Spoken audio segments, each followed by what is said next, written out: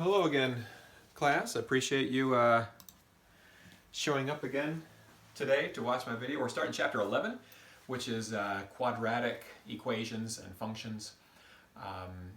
Starting off with section 11.1. There's a lot of stuff in section 11.1, but I thought the most important thing that I wanted to show you and kind of work you through is with you is the completing the square. Completing the square is really the idea of when you have a binomial squared, it means x plus 3 squared means x plus 3 times x plus 3. Foiling this out gives you x squared. 3x plus 3x is 6x.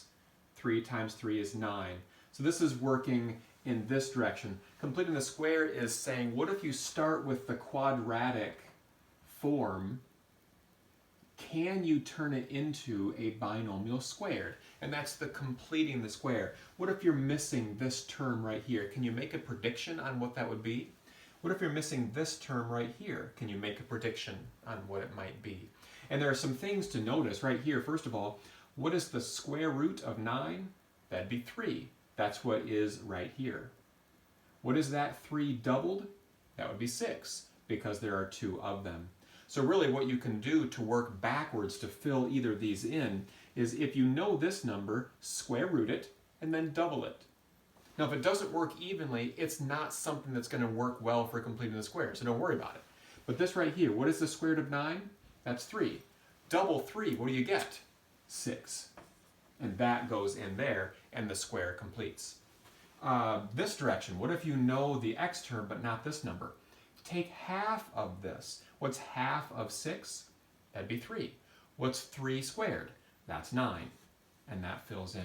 Now that you know those, how do you use this to go back to this? Really, rather simply. In both cases, it's going to be the same. The square root of x squared is x. The square root of 9 is 3. This is positive, so it's positive, squared. And that is the square completed. Let's do a couple of examples on how we can solve a quadratic equation using completing the square. First thing I want you to notice is this is not a perfect square. Half of 10 is 5. What's 5 squared? 25, not 14. So how are we going to use completing the square to solve this? Well, my suggestion is to move this 14 over to the other side using subtraction, but leaving the room right here. And we're going to complete the square by filling that in. What was, again, was half of 10? 5. Square 5, what do you get? 25. Then I'm going to add 25 to both sides. And now, because I've added both the same thing to both sides, it stays balanced. But now this completes wonderfully.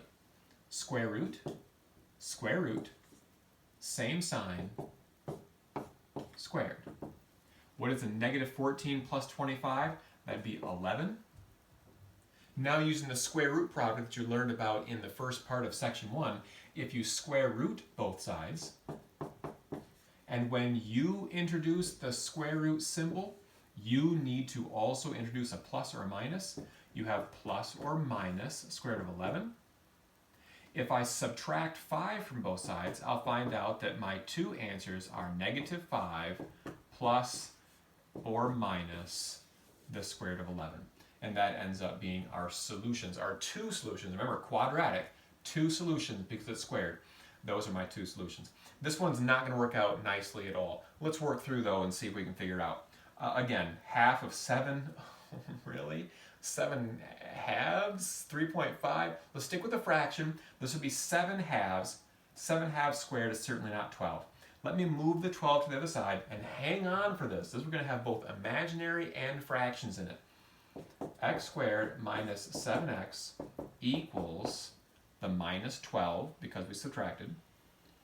What is half of negative 7? That'd be negative 7 over 2. Square that.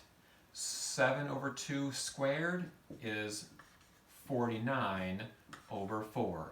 I'm going to add 49 over 4 to both sides. Okay, this now completes wonderfully. Square